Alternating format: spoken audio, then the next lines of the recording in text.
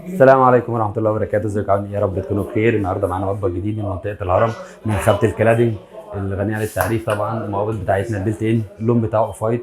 هحكي لكم كل تفاصيله، الاجهزة، الرخام هيبقى ازاي، الديزاين بتاعه عملناه كده ليه. يلا بينا.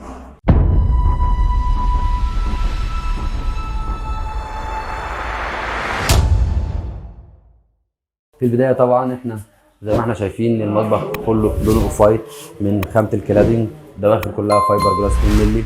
هنحكي لكم بقى ازاي عملنا المطبخ وازاي نخلي بالنا في المطابخ الضيقه اللي زي كده. الاول طبعا لازم في المطابخ الضيقه بنجيب الثلاجه في بدايه المطبخ. هنا عندنا ثلاجه كبيره فمعمول حسابها في المنطقه دي، في منطقه الدخول بتاعه المطبخ، بحيث ان انا يديني وسع جوه المطبخ، ما نزنقش جوه، لان المطبخ زي ما احنا شايفين مساحته ضيقه.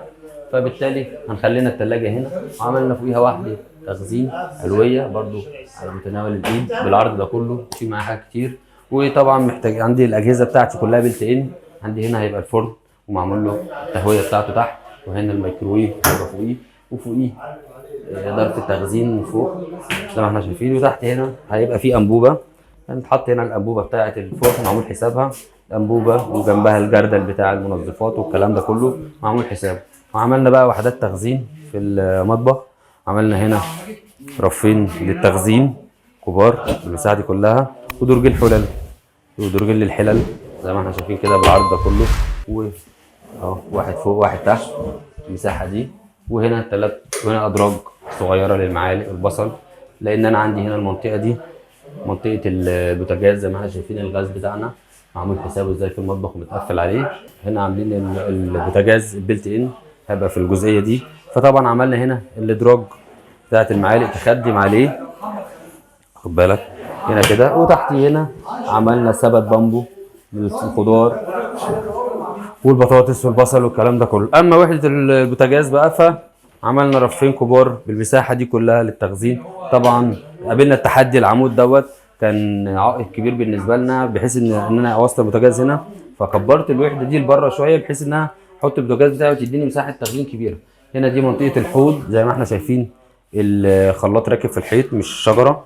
فعملنا الجزئيه دي كلها هتبقى تشيل معايا الفلتر، هتشيل معايا الفلتر والباسكت والمنظفات، حاجات كتير. هنا بقى في الجزئيه دي عندي عندي الغسالتين. عندي هنا غساله اطباق صغيره، وعندي هنا غساله ملابس فوق اوتوماتيك. طبعا سابنا فوقها فاضي بحيث انها تديني حريه في الحركه وانا واقف. وفوقي طبعا هنا فوق الحوض عندي هنا شباك، فعملنا من بعد الشباك المطبقيه بتاعت الاستانلس المدرج، المطبقيه الاستانلس بتاعت المدرج، وبنقفل كده. وهنا عملنا ظرف التخزين برضو برفين حط في الحاجات الصغيره. وفوق هنا البوتاجاز في شفاط البلت ان، عملنا ضرفتين. نيجي بقى للجزئيه دي، عملنا بعد شفاط البوتاجاز عملنا الضرفتين التخزين دول بالمساحه دي كلها، وبعدها ضرفتين قلاب بالشكل ده، بحيث ان انا طبعا عامل مستوى عمالي بحيث ان انا اعرف اطولها وانا واقف ما اتبهدلش. وهنا رفين كبار للتخزين زي ما قلنا في البدايه. هنا الفرن الميكروويف البلت ان. ده مطبخنا النهارده زي ما قلنا، اللون اوف وايت بعوض بلت ان.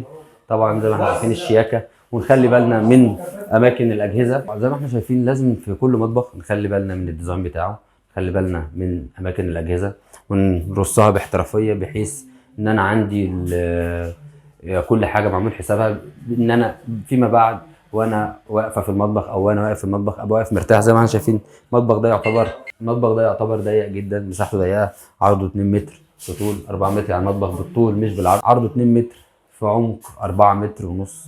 فكان لازم ان هو يتعمل كل حساب كل حاجه فيه باحترافيه، ولازم ان انا اعمل حساب الغسالات، الحوض، البوتاجاز، الفرن، الميكروويف، الثلاجه. كل الحاجات دي لازم ناخد بالنا منها. وفي نفس الوقت لازم اعمل مساحات تخزين لحاجه العروسه، ولازم كمان المطبخ يكون مديني احساس بالوسع والراحه.